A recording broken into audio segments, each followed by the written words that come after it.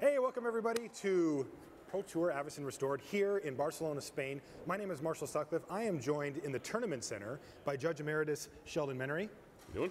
Former professional Magic the Gathering player and now member of Magic R&D, Zac Hill. Hey, Zac. Hey, how you doing, Mark? Great. And what we're going to be doing here is we're going to be bringing you top 8 coverage today of Pro Tour Avacyn Restored. Now, what this means is we're going to be passing it over to Rich and BDM in the booth for the play-by-play coverage. But what we're going to do here is we're going to give you a little bit of a lead-up. We're going to introduce the players who have managed to top 8 this event, and we're going to run down some of the deck lists and the matchups that we're going to see. So let's dive right in here. First up, we've got Gaudenis Vidugris. Now, this guy's been around for a while. I think you said you used to actually live with him for a little while? Very briefly. Well, I lived in Madison with Go and people like Sam Black, one of the best limited Magic communities in the United States. Oh, I'd love to play there. Yeah, exactly. Worked for your podcast and really showing some mastery of Constructed as of late. Yeah, so Gaudenis, he is playing a Bant Spirits list. Now, this is one that Sam Black actually made. And this is one we got to see on camera a couple times yesterday, but I think that this is going to be the first time we really get a showcase. We're going to see 5 matches potentially of this deck, and it's going to be pretty sweet. So some of the key cards here, Zac, Geist of St. Traft. Oh, absolutely. Did you make that card? I had a lot to do with that card, I think. Yeah, you know, the thing about this deck is that you really want to get a hard-to-remove creature like Geist of St. Traft, like Invisible Stalker, and really just start piling on top of it with cards like Spectral Flight, with Wolfer's Silverheart, of course, you know, 5+1/+1 counters. These decks basically deploy a threat that's hard to remove and then kill the opponent as quickly as possible by making it huge. Yeah, about the only vulnerability Geist of St. Traft has is when it attacks, because it's not all that big. It doesn't have evasion. Exactly.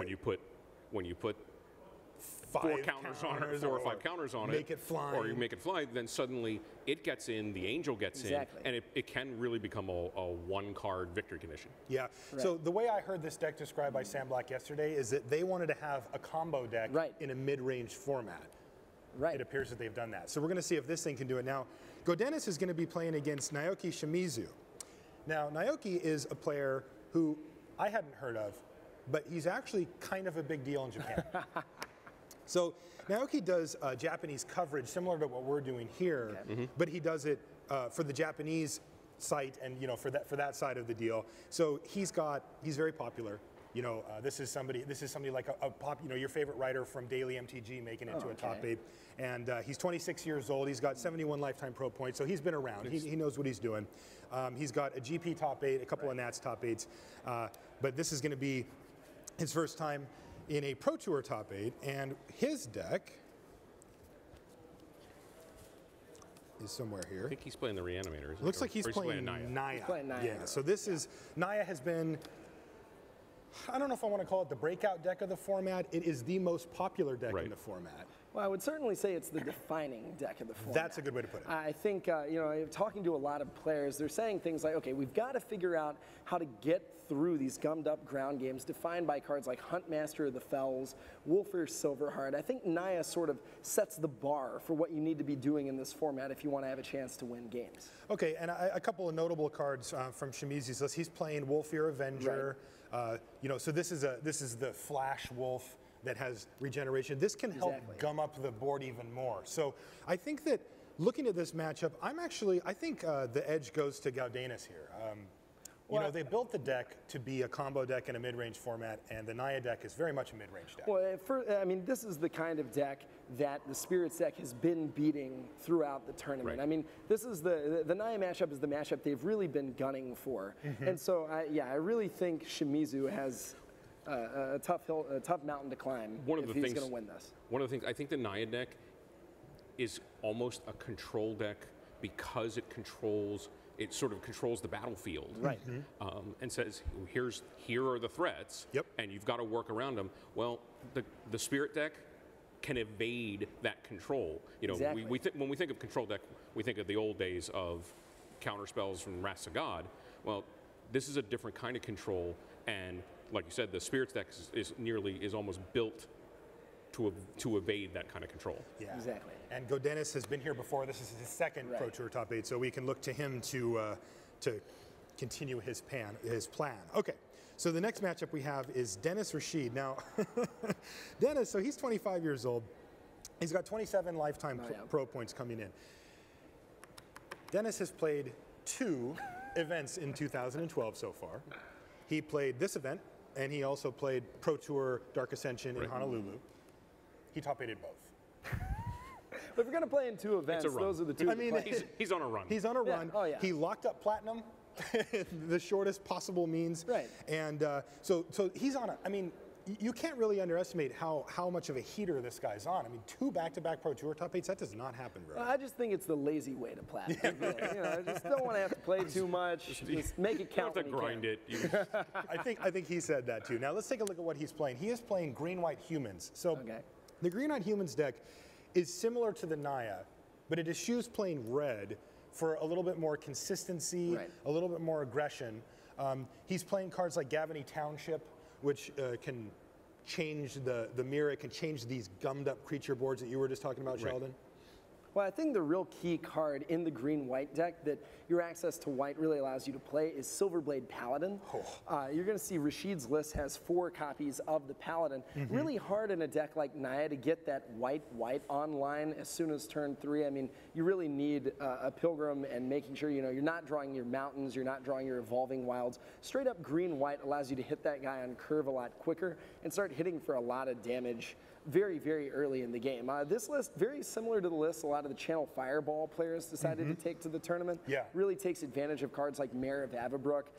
Gets a lot more mileage out of Fiend Hunter because it's able to pump its size a little bit more, so the 1/3 body becomes more relevant. I think this deck's going to just try and hit very hard, very fast, take advantage of powerful cards like Champion of the Parish to really defeat these more mid-range archetypes before they get off the ground. Well, we saw Paul Rietzel in the last round with his Boros color deck is basically doing the same thing. Get the champion online and get in there, get the paladin in there, and suddenly small guys are huge. They become a traditional white weenie strategies or small creature rush strategies. The guys stay small. There's just a lot of them.